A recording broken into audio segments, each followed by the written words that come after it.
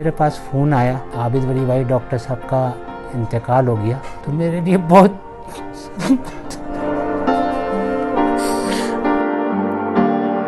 बहुत सदमे की बात थी।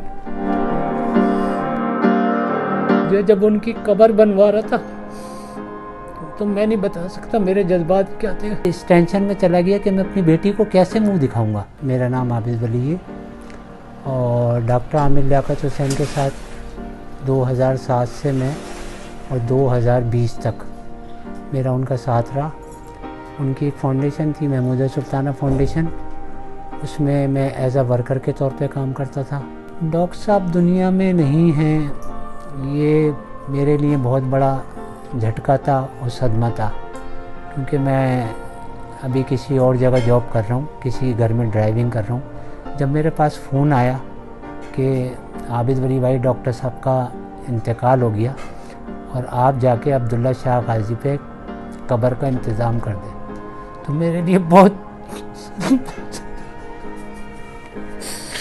बहुत सदमे की बात थी।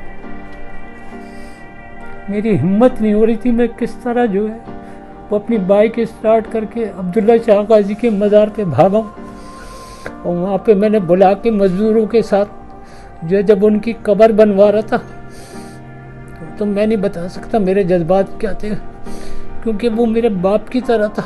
मेरे ख्याल से उनकी जो तीसरी बीवी का जो अभी बयान चल रहा है या मौक़िफ़ चल रहा है, जो मुख्तलिफ़ सोशल मीडिया पे मैं देख रहा हूँ, तो वो मुख्तलिफ़ बातें कर रही हैं। जब आपको एक इंसान बंद रखता था, बकौल आपके खाना नहीं देता था, आपको नमाज नहीं पढ़ने देता था, आपको कमरे में बंद रखता था, तो मेरा सवाल सोशल मीडिया वालों से भी और आवाम से भी यही है कि वो अपनी वीडियो कैसे बनाती थी।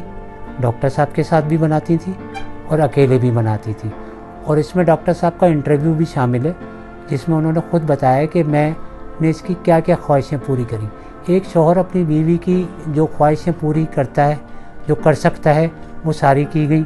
इसको अच्छे से अच्छा खाना खिलाया उन्होंने, अच्छे से अच्छे कपड़े इन्होंने पहनाए, घूमी फिरी, गाड़ियों में आई, गाड़ियों में गई माँ से मिलने।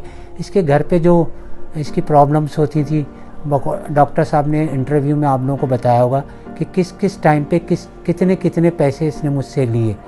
तो ये तो मैं नहीं कह सकता कि डॉक्टर साहब झूठ बोल रहे हैं, वो इसलिए नहीं कह सकता क्योंकि डॉक्टर साहब की ज़िंदगी और डॉक्टर साहब की वो सब चीज़ें मेरे सामने हैं। मुझे पता है कि कोई भी प्रॉब्लम हो जाती थी स्टाफ के साथ तो एक सेकंड नहीं लगाते थे वो उसकी मदद करने के लिए। तो दानिया शाह का ये जो बयान है यही गलत है। उसकी वजह से जो है एक आदमी इतना क्राइसिस में चला गया, इतनी टेंशन में चला गया। उसकी जवान बेटी है, उसका बेटा है, और आप तो ख़ुद बीवी थी, तो आपको ये इसकी चीज़ का ख्याल रखना चाहिए था। तो वो फिर इस टेंशन में चला गया कि मैं अपनी बेटी को कैसे मुंह दिखाऊंगा, मैं इस माशरे को कैसे मुंह दिखाऊंगा, मैं बाहर निकलूँगा तो लोग मेरे को किन किन अल्फाजों से पुकारेंगे। 20 साल का सफ़र समझे मेरा ऐसा रहा कि डॉक्टर साहब अपने स्टाफ के साथ बिल्कुल दोस्तों की तरह, भाइयों की तरह, और कोई भी परेशानी आती थी, जैसे छोटी सी मिसाल मैं आपको देता हूँ जो मेरे लिए और मेरी ज़िंदगी के लिए और मेरे बीवी बच्चों के लिए बहुत बड़ी। मेरा एक्सीडेंट 2012 में हुआ क्लिफ्टन के ब्रिज के ऊपर। तो मेरी ये टांग की हड्डी टूट गई थी और 2 जगह से टूटी, और उस वक्त डॉक्टर साहब को जब पता लगा कि मेरा एक्सीडेंट हो गया तो उसी वक्त उन्होंने अपने स्टाफ को वहाँ से रवाना किया, उन्होंने एम्बुलेंस की और मेरे को एओ क्लिनिक पहुँचाया गया। और डॉक्टर साहब ने एओ क्लिनिक में फ़ोन करके मोहम्मद अली शाह के जो बेटे हैं इमरान अली शाह, उनको कहा कि मुझे ये बंदा और ये मेरा स्टाफ का जो लड़का है मुझे अपने पैरों पे खड़ा होना चाहिए, चाहे इसमें जितना भी पैसा खर्च हो। और उस वक्त काफ़ी खर्च हुआ पैसा। तो ये मेरे लिए एक बहुत बड़ा एहसान था डॉक्टर साहब का। उसके अलावा डॉक्टर साहब हमारे स्टाफ में से किसी को भी परेशानी होती थी, किसी के घर की परेशानी होती थी, किसी के बहन की शादी का मसला होता था, तो बेझिझक डॉक्टर साहब जो है ना उसकी मदद करते थे। लोगों को स्टाफ में से डॉक्टर साहब ने घर भी दिलवाए, डॉक्टर साहब ने बाइकें भी दी हैं, डॉक्टर साहब ने उनकी बहनों की शादियां भी कराई हैं। जब महमूदा सुल्ताना फाउंडेशन डॉक्टर साहब की नहीं थी, 2007 में जब मैंने ज्वाइनिंग करी थी, तो महमूदा सुल्ताना फाउंडेशन का ऑफिस नहीं बना हुआ था। तो डॉक्टर साहब के पास बहुत सारी फैमिलीज़ आती थी जो बाहर दरवाजे पे खड़ी रहती थी डॉक्टर साहब से मिलने के लिए।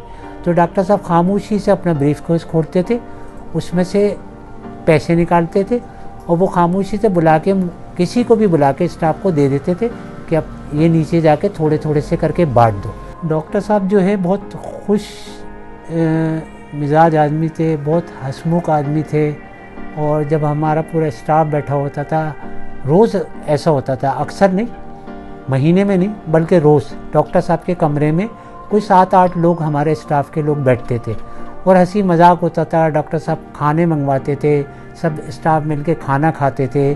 और डॉक्टर साहब जो खुद खाते थे, ये बात नहीं है, जो आदमी खुद खाता था वही हमारे पूरे स्टाफ को खिलाता था, वही उलमाए किराम को खिलाता था, वही जो भी मेहमान आते थे उनको खिलाता था।